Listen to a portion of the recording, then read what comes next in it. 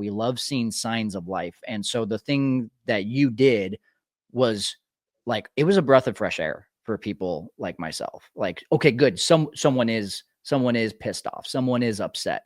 And so I guess I'm just telling you, don't hold back. Yeah, I'm glad it was a breath of fresh air for some people, because that was definitely probably the most mad I've ever been in my life.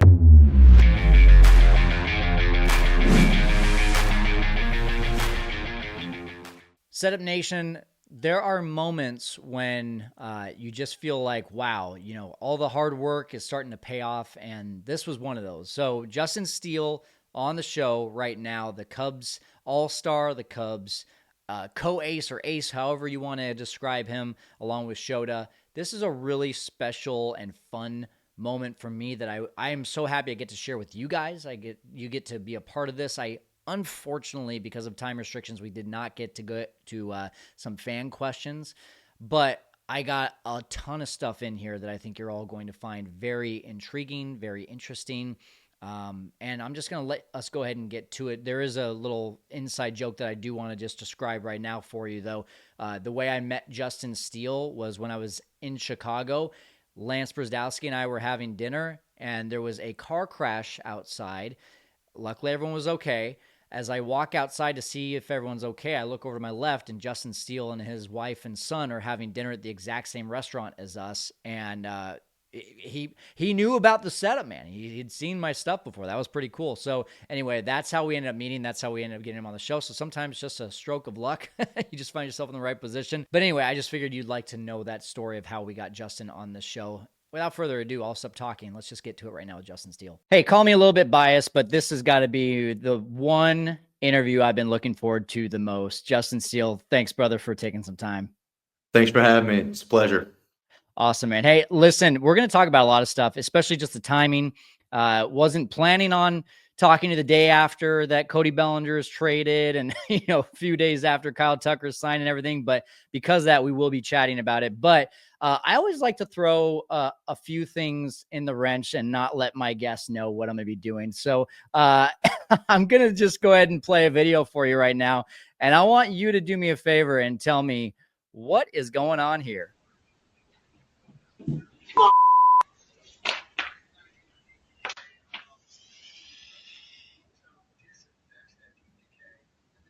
Oh, you're muted. Unmute yourself there.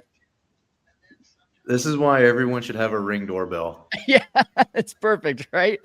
Just set the tone really quick. For those of you that are listening on the podcast, Justin is getting out of his truck and he yells out, "Fantastic" was the word I think he used. And and I want to just know what happened there. So it was a Sunday morning. I was doing my deed of going to get the family coffee, teas, breakfast, things to get the morning going in the right direction as I prepare. Good dad, good husband. As I prepare for my Sunday of fantasy football lineups and just everything. I'm just trying to be a good husband. And I'm getting out of my truck right there. And as I was driving, some of the liquid was bouncing out of the coffee drinks and landing on the paper thing that holds the drinks together. As I was getting out, one of the coffees just fell right through, landed right in my lap. And it was scalding hot. I hit the target. Yeah. From my waist down to my thighs were just red from how much it burned. Oh no. And everybody should have a Ring doorbell for that specific reason. There's been so many times my wife's caught funny things going on around the house that you would never be able to put into words. But yeah, it's great. Well, and apparently it's about to get better because I have a source, and you may or may not know who the source is once I ask this question, but he told me specifically, ask Justin about Big Boat. What am I asking about there? I don't know. Oh man, he made it sound like you know exactly what I'm talking about. I do. Is this Mike Napoli? No, this is Moskos. Moskos. Okay, well, same thing. All the coaches kind of know. Me and Moskos, Tommy, Mike Napoli. I mean, probably everybody knows it now. But yeah, I'm always I'm working towards a big boat because like whenever I'm done playing, I'm going to be one of those guys that might just like live the rest of his life on a big fishing boat because I love being on the water.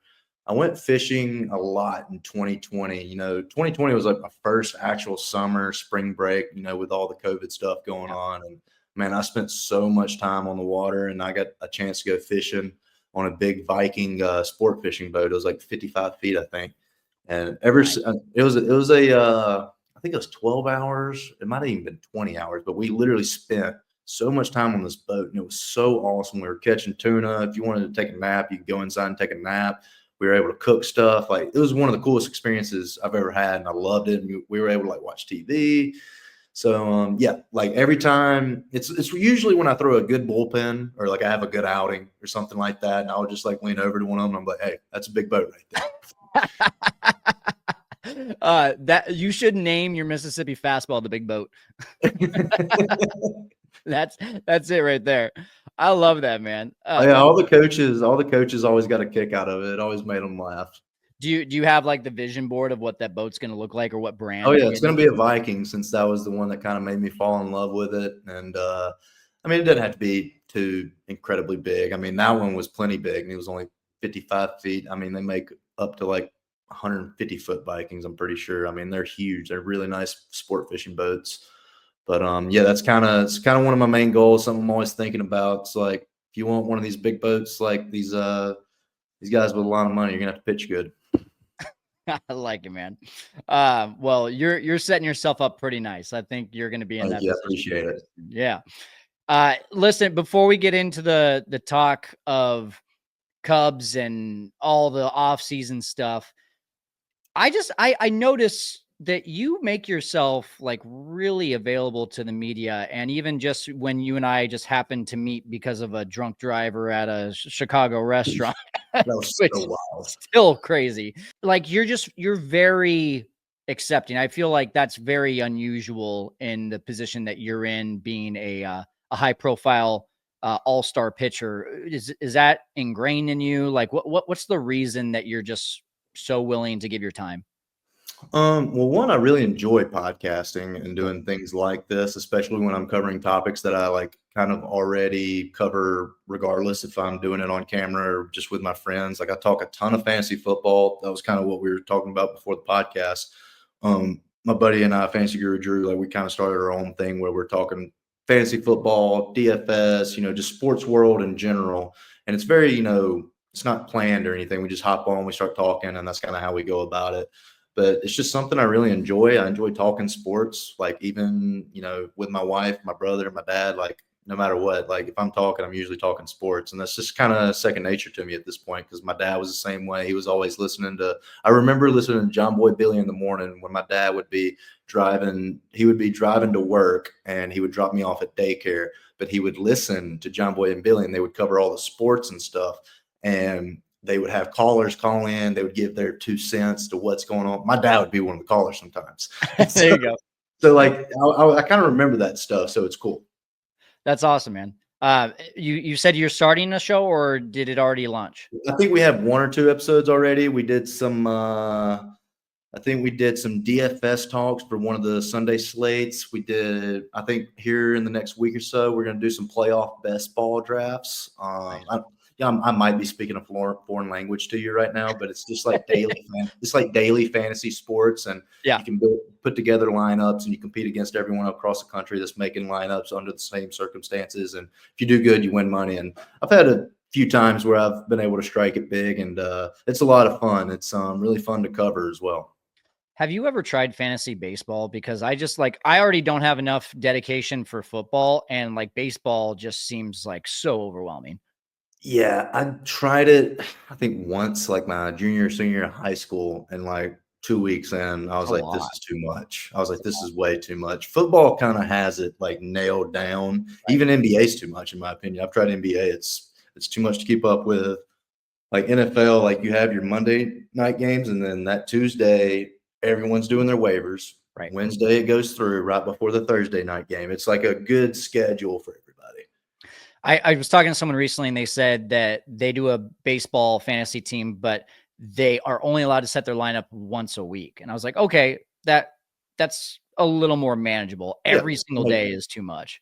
that does make it a little more manageable. Do you only have one matchup per week? I didn't ask. Yeah. Okay. But I assume so. But yeah, I mean, you kind of do talk a foreign language to me when it comes to fantasy football because I played like back in high school and college for a little bit, and then when I got in the real world, I was just like, I just cannot dedicate myself. I'm one of those guys in the league that's like pissing everyone off because they're like, oh, it's the easy win against Kyle because he never sets his lineup. Yeah. Uh, so what's the name of the show, just so people can go check it out? It is, let me go double check just so I don't get it wrong. It Yeah, is the No Huddle podcast with Fantasy Guru Drew and Justin Steele. I love it. I love it, man. Just like quick thoughts on having a podcast while being a player. Like, do you get any crap from fans or people online of like, why aren't you spending time on your craft instead of talking? Like, or do you feel like you get a lot more positive reinforcement? It's a lot more positive, and That's good. I think it's due to kind of what you were speaking to earlier. There's not a ton of guys in our sport that has their own shows compared to other sports across the world. A lot of NBA players, NFL players, they're getting into that realm, and baseball, it's kind of just always behind, a few steps behind when it comes to those things. And yeah, I mean, it was easy for me. Like I said, I enjoy talking about sports and stuff, and all the feedback I usually get is positive. They're like, "When's the next episode?" Like all kinds of stuff, and all the feedback I get's always been positive. I really can't think of like one negative feedback I've gotten from doing podcasting or doing shows. And like I'm a pitcher, I can only work on my craft so much before my arm starts getting tired. So For sure. yeah, I usually throw in the mornings, and I've already done that today. So I got all day to talk sports. You got to rest that arm for the big boat. Yeah, exactly, Yeah. exactly. All right, let's recap a little bit of 2024. I want to first of all start with just the pinnacle moment of 2024 for you. I think is the going back to the dugout in Milwaukee and screaming your head off, and us seeing as fans the team respond to that. I thought that was really cool. First of all, I've got some other more fun questions, but the first thing I just got to ask you is like, in the moment, what do you look back on that moment and say like that was the right response, or do you think that there was a different way if you were to go back and do that again? Going back and looking at it, I would say I would rather get all the way in the dugout and then maybe do it just where like fans can't see Yeah, me like right above the dugout and sure. stuff, kids and stuff hearing me say what I say. Um, Going back on it, I would probably get further into the dugout or maybe into the tunnel to where all the cameras can't see me and then say what I want to say. But I definitely wanted to say something, Yeah, like just because we had we have a good roster, and we were not playing to the way that we all expected us to. That was the right. thing. Everyone felt like we were underperforming and stuff like that. I mean, even myself, like I messed up a safety squeeze in that inning. It ended up being a Right. great bunt. It was supposed to be like a safety squeeze, but it ended up being a base hit because he bunted Right. it so well. He like bunted in the perfect spot. The run was Right. going to score. He was going to be safe, and it was just like it was one of the things. Things just started getting out of hand. It's like, all right, what can I do to get out of this situation? I believe he stole second, and then I got a ball back to me, and then I tried to The turn around. rundown. Yeah, I Yeah. got in the rundown. Things just started going nuts. Like it was just a haywire inning. But things have been like we had kind of been going through a stretch of like not playing the greatest baseball, certainly not to the caliber that we expected to play at. And that was just one of the innings where it was like, all right, something needs to be done, something needs to be said. So yeah, if I was to go back and do it over again, I would say something, but I would probably go about delivering it in a different way. Well, I'll just tell you this, like as a fan and also someone who talks to a lot of fans because of the platform that I have, 99.9% of fans were fed up and so stoked to see you do that. So even though you wish you would have been down in the dugout, I, as a fan, super appreciated that because we only see so much. Like we Mhm. only know so much of what's going on. And that kind of leads me to my next question. This kind of created some controversy within the Cubs community. I had Boog on a couple weeks ago, and I asked him the question of like, was there a sense of urgency with the 2024 Cubs? And basically his response was, this idea of a sense of urgency doesn't exist in baseball like it does in football. The footballification of the sport is just really hurting the fans' perspective. And my pushback on that was essentially, well, in 2023, we heard Dansby and a few guys saying like, hey, it's June. We're not playing well. We need to get this ship back together. And then it wasn't until June when we saw you do that. And then the team responded again. So my question to you is like, is there a sense of urgency? Like, is there a moment when you as a player or the players all together are like, hey, we really have to turn this thing around? Or is it like what Boog says, where it's just like, hey, it's a long season and we just got to keep doing our thing. And we know it doesn't really look like we're trying to change anything, but that's just the process we got to trust. It's an interesting question. It's a good question. It's a little bit of both. I would say it's a gray area. Yeah. It's the way I look at it is it depends on the situation. It depends on the team. I would say the past 2 years, our team has kind of hit that point where it was like we need to have a sense of urgency because we're falling behind the division. We're falling behind in the NL. We're not playing our best ball. We haven't been playing our best ball. So it's like, if we're going to do anything, we need to start doing it now. And that kind of speaks to what you was just explaining about my situation, and then the year before Dansby's what he was doing. But to Boog's point, it's also not like that the entire year. Like yeah, players and teams go through lulls, highs and lows. A player can be hot, he can be cold. You don't know what he's going through, so you don't want to like push a panic button and make him panic right like in April or whatever. To answer your question, I would say it's a little bit of both. There's a gray area. It depends on the team. It depends on the circumstances of like where you're at in the division, where you're at in the National League or American League, depending on the team. That is a good question though, because like in the NFL, you have to have that sense of urgency from week one because you only have 17 games. With baseball, you have 162. There's going to be 10-game win streaks, 5-game losing streaks, vice versa. It's going to happen. It's just too long of a season for it not to happen. And I would say the good teams are able to know when it is time to it is time to step up. Like, you start looking at the rankings, the standings and everything. It's like we're falling behind. We're not playing our best ball, but we got to find a way. So I would say both of you are right. Yeah, well, and I think just like the message from the fans to the players is, one, we know that there's only so much in players' control, right? Like when the bullpen is struggling and Adbert Alzolay goes down and there really isn't a lot of options to go to for closers except for Hector Neris, who was also struggling at the time, and the organization doesn't do anything to bring in other guys, that's not really in the players' control. But then the players, being you guys, when it's middle of June and there's just these innings like the one that you went through where it's like, hey, enough is enough. I think the message from me, a fan, and most of the fans to guys like you is like, we love seeing some life. We love seeing signs of life. And so the thing that you did was like, it was a breath of fresh air for people like myself. Like, okay, good. Someone is pissed off. Someone is upset. And so I guess I'm just telling you, don't hold back. Yeah, I'm glad it was a breath of fresh air for some people, because that was definitely probably the most mad I've ever been in my life. I'm not a very angry person, but that's probably the angriest I've ever been. We had a good question on the same subject from Mike Hughes, who also has his own podcast.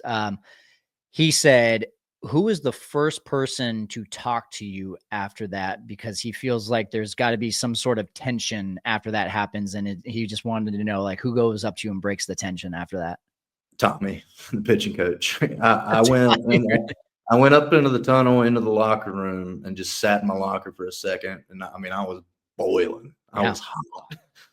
And he was just like, look, I know you're frustrated. I know you're mad, but you got to keep pitching. And I was like, and I was in fewer words, I was just like, "I'm good. Get away from me." Like, Yeah. I was pretty mad, and he was like, "All right, I understand." Like all that stuff. We have a great relationship, so we're able to talk to each other how we want and stuff to get whatever message we need to get across. But yeah, I mean, I still ended up being able to like lock it back in, regain my focus, and pitch pretty well the rest of the way out. But yeah, I mean, he was the first one that came up to me and was just kind of like, I know that was a lot. I know you just blew a gasket, but I kind of need you to regain your focus, regain your energy, and go back out there and keep pitching, which I already knew I had to keep going. So, like, I was already in that state of mind, anyways. But yeah, Well, and you did, and you guys ended up coming back and winning that game, and then you went out and pitched lights out in the next game and the game after that. And so, I guess you mentioned Tommy. Like, how key of a role is he in your day to day, and also in the development that you've been able to have?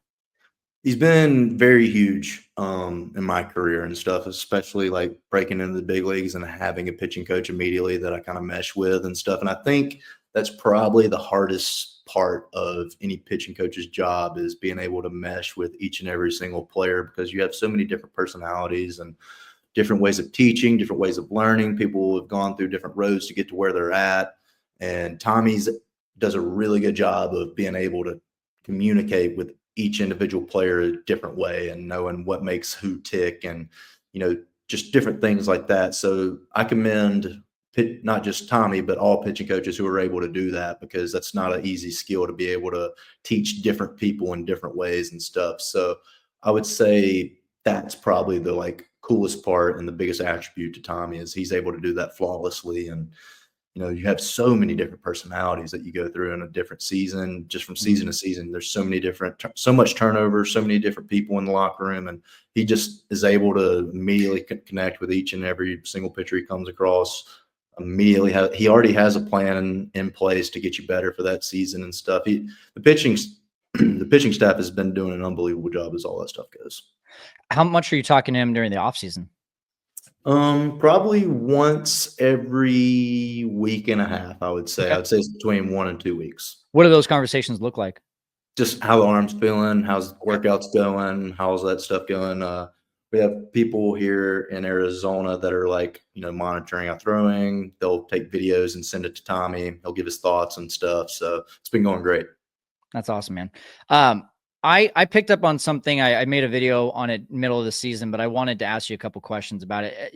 When you first came up, you were pretty much multiple pitches, right? 5-pitch pitcher, throwing everything. Your fastball and your slider were just part of the mix. Then you became that 2-pitch pitcher, really primarily, where it was mainly just fastball, slider, and then I saw a little bit of a change when you came back from your hamstring injury. And it looked like you were kind of blending those two phases, not going all the way back to a 5-pitch pitcher, but also not being just a 2-pitch pitcher. It looked like you were mixing a little bit more in there. Is that something that was intentional? And also, what was the reason for wanting to add more pitches back in? To go back to when I first got caught up and I was throwing that many pitches, it was more so of the thing of when I was first called up, I was coming out of the bullpen, and it was more so situations where we had a big lead or we were behind a lot, and I needed to come in and eat innings. So I was able to kind of just go out there and throw. And me kind of converting to the 2 pitches was just like, all right, I'm in here for short spurts. I need to throw what works. I don't need to like have a second guess. Like my changeup might work here, my curveball, like I got to land it here. I knew I had room for error with my four seam and my slider just by the swings guys were taking, the results I was getting. So that was help from Moscow's Tommy and all those guys too, recognizing like, hey, guys aren't seeing these pitches, keep throwing them. So Okay. coming out of the bullpen, it was more so like you got to dance with who brung you. You got to do what works in order to get these guys out, especially when you're a reliever and you got to do it now. You can't like have a rough inning or you're getting pulled. So that was the situation. It was like sink or swim. These are the 2 pitches I'm going to use in order to stay up here because I wanted to stay in the big leagues. Okay. So I did that for a while. It worked. And then when I got put to the rotation, I remember it was like, all right, I got to put all of my repertoire back into this. And I did that for a little bit, but I was giving up homers and it was on pitches that I like didn't really it wasn't my best pitch at the time. Change ups. I remember I gave up like a 470-foot bomb to Garcia with the Brewers in 2021, I think. And it was on a changeup. And it's like, what am I doing? Like, it's Yeah. not even a good pitch. Like, it's so yeah. I just was like, I'm gonna go four seam slider. I'm gonna move them around. I'm gonna do what I can, and it worked. I was able to like consistently go 5 innings, 6 innings, and do what I needed to do and stuff. And then when I, like you were saying, coming back from the injury this past season, I mean, just like talking with Tommy and going through different developmental phases and stuff, it's like, hey, you start sticking around the league for a while, guys are going to start figuring you out. They're going to know that the ball is only moving one way, and they're going to start adjusting to that because my four seam cuts and my slider goes that way. So if I'm throwing predominantly those two pitches, you can almost eliminate certain things. Like I'm going to backdoor them every now and then, but for the most part, I'm going to stick to that one side of the plate. And I would say that's kind of why we started introducing the rest of my repertoire. I never stopped working on all the other pitches. I wanted to have good changeup, good sinkers, and curveballs and stuff. But up until that point, I didn't want to use them. And then it started getting to the point where I need to start, making some adjustments before the league starts making adjustments to me. And, with lefties, I started, with lefties like Yelich or Matt Olson's a great example. Yeah. Those guys are smart hitters. They know the four and the sliders going the other way, and they're gonna sell out to that, and they'll hurt you. So me just being able to pop a sinker in or do it twice in a row, that completely messes up a hitter. Especially when the lefty's leaning out over, and then something comes this way and brushes you off. The outside of that plate looks a mile away now, and now they got to kind of respect this part of the plate, especially with something going the other way. And so I would say for lefties, it was mostly that's where my sinker usage was coming in, was against the lefties. And then to the righties, I was using the changeup as a pitch that would go the other way, and would still use my four seam and slider, dominantly, and then mix the curveball in.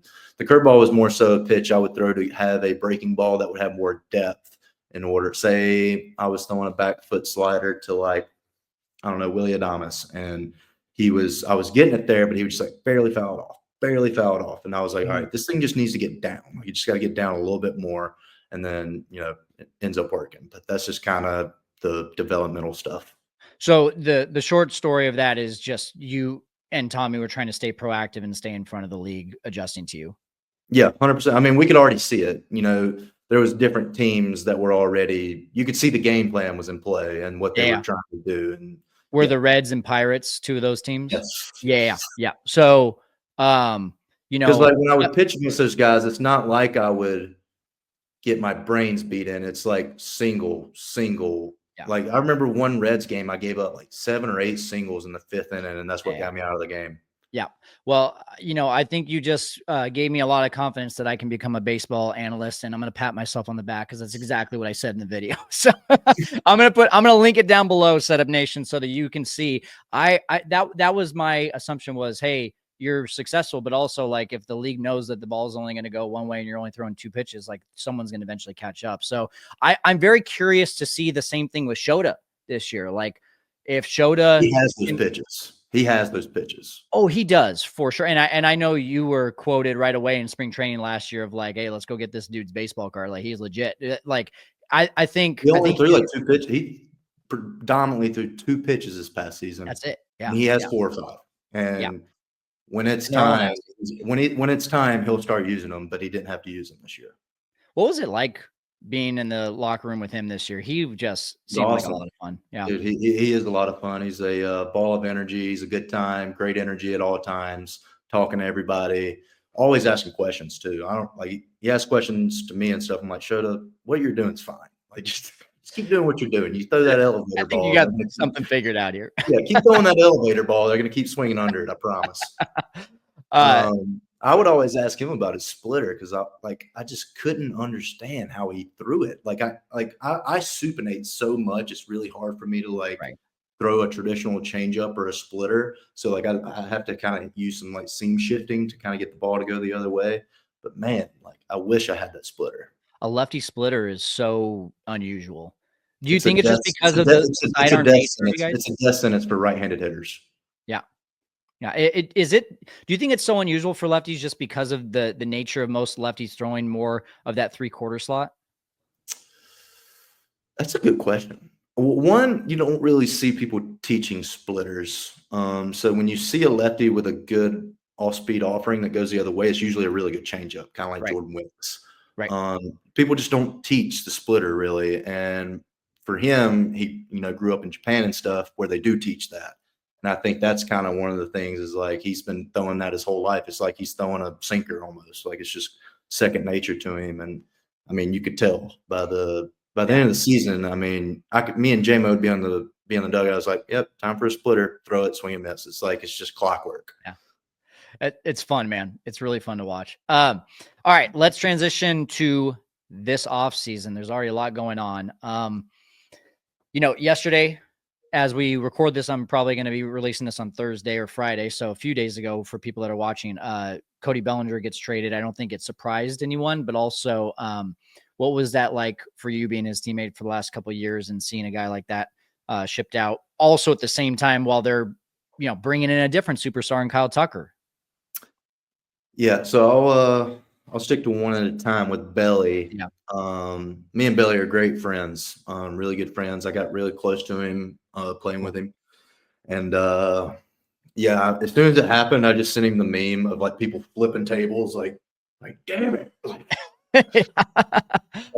Just because like we're such good friends. It's so awesome having him in the locker room and stuff. And I know he's gonna do well in New York and Yeah. he's gonna mesh with everybody in that locker room and stuff. He's just such a great personality, great teammate, all the above. You can't say enough nice things about him. And then what he does on the field is really special as well. So yeah, it's one of them things it sucks to see him go, but you wish him the best on the other side as well, because we're all people at the end of the day.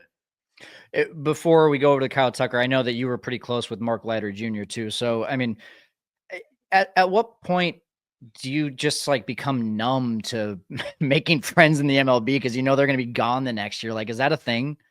Uh, no, I wouldn't say you become numb to it. It's just like, with Mark, me and him are really good friends. He came to my wedding and stuff. Nice. It was one of them things when he got traded. It's like, well, you're going to the Yankees. You're going to be in the playoffs. I don't watch any playoff baseball hardly. Really? Um, yeah, I don't watch a ton of baseball unless it's a Cubs game and I'm at it. Like it's Okay. pretty weird to say. I didn't like my wife was the one watching all the playoff baseball. I would only watch if Mark was pitching, and that was just because he's a good friend of mine, and I wanted to do well. And when he would pitch, I'd text him and tell him I was super pumped for him. It was really cool watching one of my close friends pitch in the World Series and be in those situations and stuff. So for me, that was really cool to experience. That's awesome. So now Kyle Tucker. Yeah. First of all, have you reached out to him? Yeah, I texted him yesterday. I was busy traveling when all that was going down. I got his number yesterday from Miles Straw. Me and Miles Straw played together, not together, but we played against each other in 2017 in High A, and we played in the All-Star game together that year. I got to know him. We clicked right away, so me and Miles became friends, and I was able to get his number from him. And yeah, texted him, told him, welcome aboard, and can't wait to meet you and all that good stuff. Any questions, feel free to ask and whatnot. And I mean, yeah, I actually faced Kyle Tucker a lot that year in High A because he was on that team as well. Okay. What was they played on a college field because their High A field wasn't built yet. They were busy building. I can't think of the Campbell Camels. Does that sound Campbell Camels? Okay. Fighting Camels? Like I remember where was it? It was golly, I can't remember the city, but That's quite the name. They were playing on a small college field, and it was the Campbell Fighting Camels, and the locker room was so tiny for us. It was a like makeshift situation where they just had to put something together for that minor league season Yeah. because they were in the process of building another stadium. So I Sounds always kind of remember, like what the A's are going to do this year. yeah, kind of. And that's just I'll never forget that. It's driving me nuts. I can't remember the city. But yeah, I faced Kyle Tucker a ton that year. Okay. Did you have success against him? I believe it was a kind of a mixed bag. I don't think either one of us would be disappointed with what we did with each other. So I think it was one of those situations. I faced him so much, like it was kind of evening out as the season went on and stuff. But yeah, faced him a ton. Never like just skimmed over his name when I was going over the lineup and stuff. Like as far as high A teams go, that was definitely one of the guys that could hurt you. As a fan, you see Kyle Tucker and the trade that happens, and like there's just life that is reinvitalized into us as fans. As a player, what does that do for you to see a guy like that, a legitimate positional superstar, come onto the Cubs? It's exciting, and kind of like what I text him. I'm just kind of excited to meet him, get to know him, kind of learn what makes him tick, and all that good stuff. And obviously excited to watch him play. I mean, he's got one of the sweeter left-handed swings in baseball. I always enjoyed watching him hit, and he's really good defensively as well. Like he kind of has a complete game about him, base running, just all of it. He's just a really talented baseball player in all aspects of the game. Someone that I almost literally forgot to put on this sheet that I have for questions is Carson Kelly. I mean, you're going to be throwing to Carson Kelly probably decent amount this year. Have you reached out to him? I haven't reached out to him yet, which Okay. that just reminded me I need to do that. There you go. I believe when he was with the Diamondbacks, like I said, I don't watch baseball a ton, Yeah. but he was with the Diamondbacks, and I want to say I remember seeing him have a good year with the Diamondbacks, or I watched him play at some point when he was with the Diamondbacks. I was like, geez, this guy's really good behind the plate, like good swing and everything. Cool. So when we made that signing, that's what I thought back to was that moment when he was with the Diamondbacks. He had a good game or good stretch, maybe even an entire good season. But when we made that signing, I was like, yeah, I'm totally in on that. Like I saw it myself, like all that stuff. Is that, when a new catcher comes in like that, and you've got all this time before the season starts, are you going to reach out? Are you going to watch film of him? Are you going to just wait until spring training happens to start, seeing how you throw to him? Like what does that process look like for you? It's probably different for every pitcher. I'll like I said, I'm probably gonna reach out to him as soon as we get off this call now because you reminded me, and I kind of feel guilty for not reaching out yet. I'm your personal assistant. I'm going to remind you of all these things now. But yeah, when you see a signing like that, like I said, I just thought back immediately to the time I saw him swinging it well, catching it well, and when times like spring training roll around and you have a new catcher on board, and I think back to like Tucker Barnhart, Jon Gomes, when new guys were coming in and stuff. For me, it's just like, hey, my four seam's it's gonna go this way. Don't get handcuffed. If I do handcuff you, I'm terribly sorry. It's just I can't control it. It's just how I throw it. And then I was like, the slider's gonna be tunneled off of it. It's gonna go back foot, and yeah, it's just one of them things. And as You're apologizing for having really good movement on your pitches. That's kind of hilarious. my four seam, just because like it's just not normal. Like you play catch your whole life, and you play catch with different people. Like someone says they're throwing a fastball, you kind of have an idea of like how it's going to move. It's kind of go back to the arm side a little bit, and mine just kind of goes back to the arm side as if it was a right-handed pitch. Yeah, you break some thumbs. Yeah. Okay, so I mean, the last three, call it business days, Friday, Tucker and Kelly sign / get traded. Then on Monday, all these rumors about Luzardo coming over to the Cubs potentially. That still hasn't happened yet, at least as we're recording here. And then Bellinger traded. I mean, it's been a really wild 72 hours from a business day perspective of like Cubs activity. Does that get you excited to see all the moves and to think about what this team might look like going into spring training? I will say this: cut like the Twitter and or X interactions with the baseball offseason has been really exciting this offseason. Yeah. We got Juan Soto signing for damn near $1 billion, and Crazy. He's getting a couple big boats. yeah, that's a lot of big boats. You could own a boat company for that much money. You could buy the Viking company for that. Anyways, you can buy the actual Vikings for that money. That was good. Yeah, there you go. But yeah, it's been a really exciting offseason as far as baseball goes. It's been fun to, keep up with everything, especially as far as the Cubs go, Kyle Tucker and, and Kelly and all that stuff. It's something baseball needs. It's tough to explain, but last year sucked, man. Oh, Like with brutal. all the guys going into spring training not having, their home or their job lined up yet, and then they're signing, right before the season starts, and they got to go out and perform at a high level without any practice or anything leading up to it. Like it was tough. Like you want all those free agent signings, especially the big ones, to happen early, like preferably winter Sure. meetings. And I don't know what the solution to that is. Like I don't know if there should be a deadline or if like what, but like last year wasn't it. Like, and I Yeah. don't. I feel like everybody agrees with that. Like I don't think teams are going to hold out and wait to do that now because of some of the situations that happened last year. It's like guys need that ramp up time. They need all that because we've been doing it for so long. We've been doing it in a certain way for so long. You can't just go out there cold turkey and start pitching big league innings. It's not going to work. It felt like as a fan, it was like, okay, we need to do something to change this. But then it also felt like the response here in this offseason, it's almost like an unwritten rule happened of like, we don't wait that long anymore. And that's been really exciting to see as a But fan. it doesn't help anyone. It doesn't It help does. anyone. Yeah. Well, I mean, you saw the comments by both Snell and Montgomery going into the season. Like Snell straight up said, like, I didn't realize like how much I needed spring training. And Montgomery actually got right. He let go of Boris because of the whole thing. Yeah. And that's that I think those spoke pretty loud, but also just to see, you also see guys like Scott Boras, who, you can have your own theories of last offseason, what actually was holding things up. First it was Shohei, then it was Yamamoto, then it was Boras. It's like, it's probably a combination of all of it, but it's good to see, especially Scott Boras, get in there and be like, all right, let's get some deals done and let's do some actual signing here in the year of 2024, not even wait until 25.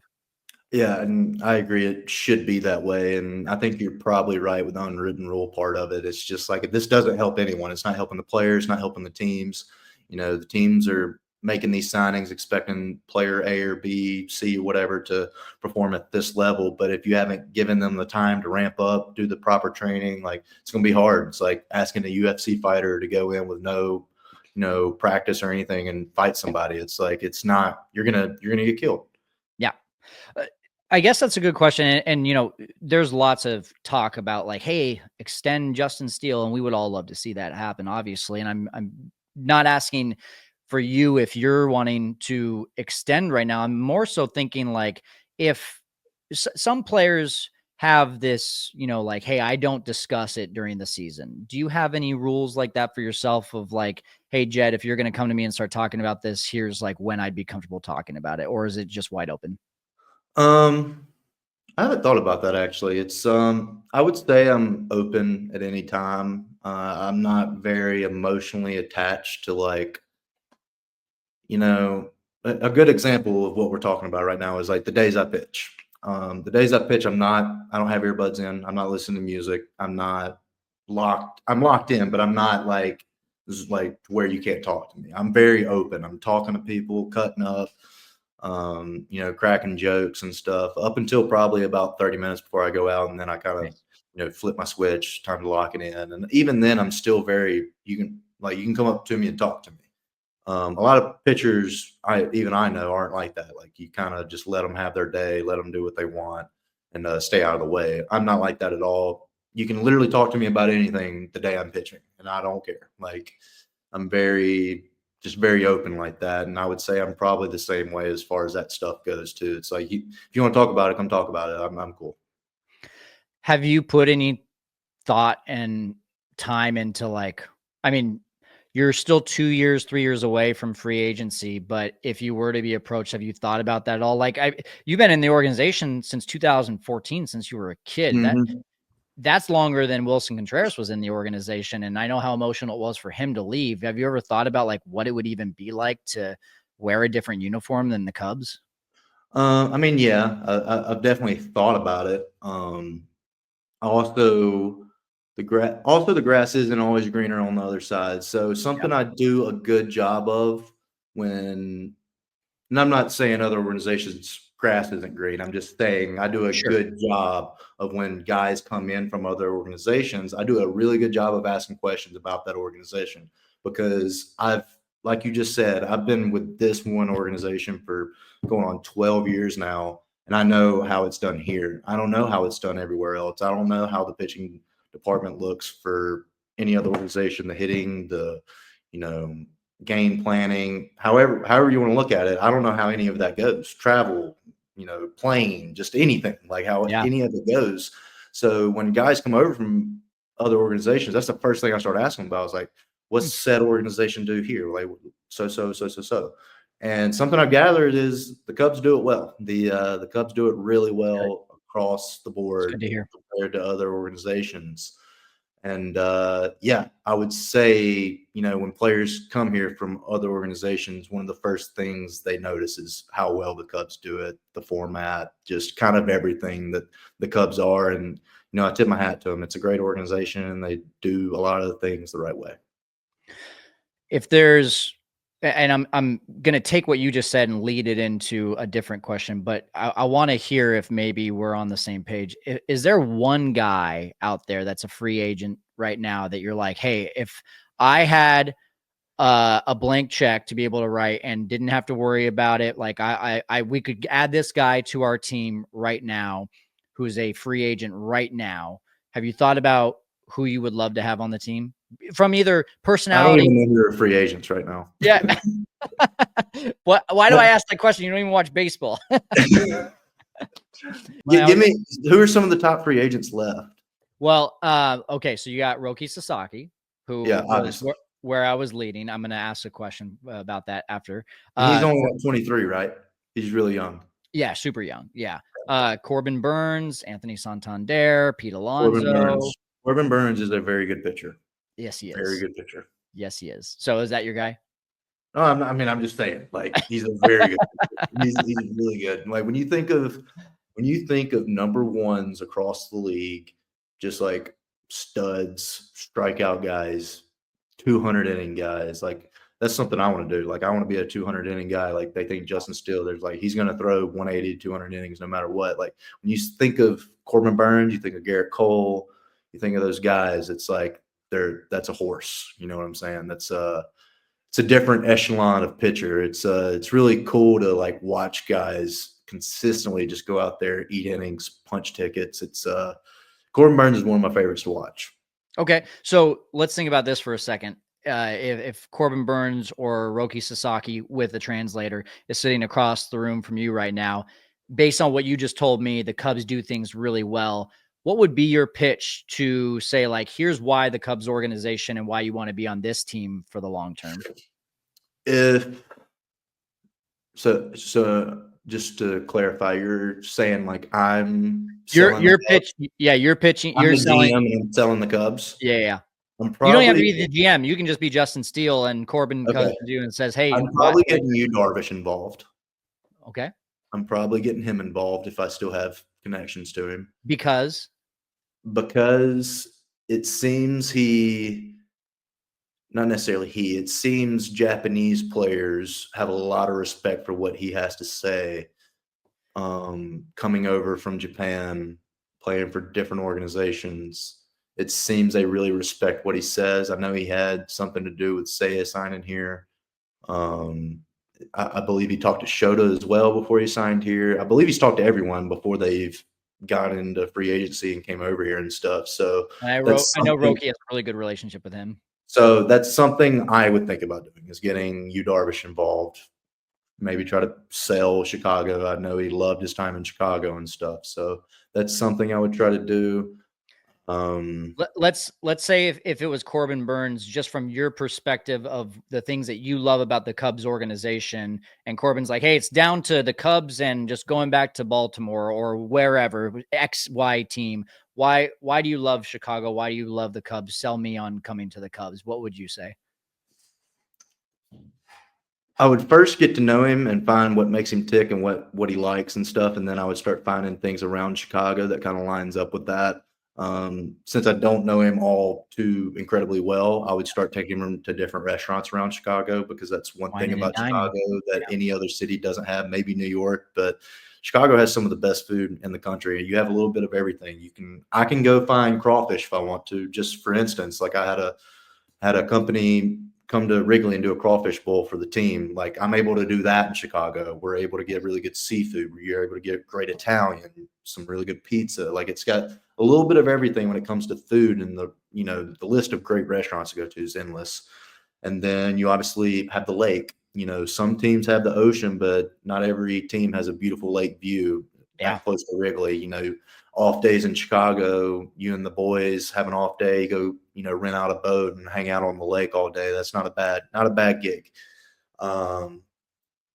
Taking so here's something you would want to know. Does he like living in the city? Does he like living in the suburbs? Like, what's his kind of style? Figure that out. If he likes the city, take him downtown, show him some nice apartments, like just different things like that. I mean, it's a good salesman. You got to find the problem and provide the solution. Yeah, exactly. I like it, man. I like it. All right, dude. I want to go to our rapid fire 27th out. I got about 6 questions here, and I'm just looking for basically 1 word or 1 sentence answers. Ready to do it? Mm-hmm. All right. Best card you own. I know you're a card collector. What's the best card you own? God, that's hard. I have so many good ones. You're taking a look behind you. I love it. I mean, I have a Michael Jordan. Ooh. I have a Larry Bird, Magic Johnson, Julius Erving card. All 3 of them on the same card. Oh, I like that. I have a Steph Curry rookie auto. I mean, I have some hitters. I have some hitters that are pretty serious. That's good. You're sitting on some cash. Yeah. Well, I mean, I had to get them value, my whole collection valued for some insurance things and stuff. So I got some hitters. Oh yeah, you do. You do. Justin Steele is happiest doing blank. Sounds like fishing, maybe, but golfing and fishing. Okay. You got and watching football. Third one, and watching football. Okay. What's your handicap golf? This is tough. I usually shoot in the low 80s, mid 80s. If I have a tough round, like a bad round, I'm 90 to 93. I'm not happy with myself if I golf in that area. I've gotten into the 70s. I would say a handful of times. There you go. If I'm dialed in, I can get below 80 and have a good day. I would say on average, I'm around 84, 85. All right, you're gonna have to give me 10 strokes if we ever play. What's the latest you have ever stayed up playing video games the day before pitching? Ooh. I mean, probably pretty late because we have night games and I can just sleep till 3. I'm gonna say 3 a.m. Okay, that's not as bad as I thought. I thought you were gonna tell me you pulled an all-nighter one time. Oh no, I'm not. True or false? My wife loves the small town life. My wife loves it. She loves it. Good. Yeah, true. She loves it. She loves where I grew up. We go back there at least once or twice a year. She loves it. That's awesome. I've always wondered, a baseball player's wife who's from the city that goes to population 3,000, that had to be a culture shock. Oh yeah, it definitely is, but she loves it. She loves the space. She loves the wilderness. Good. All the privacy and stuff. It's great. All right. And last question here. Actually, 2 questions. Your hair, it's been clean, it's been shaggy, it's been long. Which style of hair for yourself do you like the most? Is it the one that you currently have? So my thing is this isn't one word or one sentence. It's all good. I hate getting haircuts. I hate the process of sitting down, it taking an hour, the conversation, the BS. I can't stand the process of getting a haircut. So when I do get a haircut, it's usually my wife just being all right, this is out of hand. It's time to get a haircut. And then other than that, I just grow it out. I just don't want, I don't want to take the time to sit down and actually get a haircut. I love it. All right. I'm going to put you on the spot here, and I want you to answer this question however you feel comes to mind. The Cubs in 2025 will blank. Just one prediction that you have. Cubs in 2025.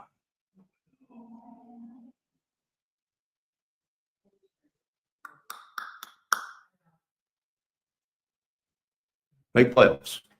Boom. Make the playoffs. I like it. That's what every fan wants to hear. Justin Steele, thank you so much, dude. Appreciate your time. And I know every fan here loved hearing from you too.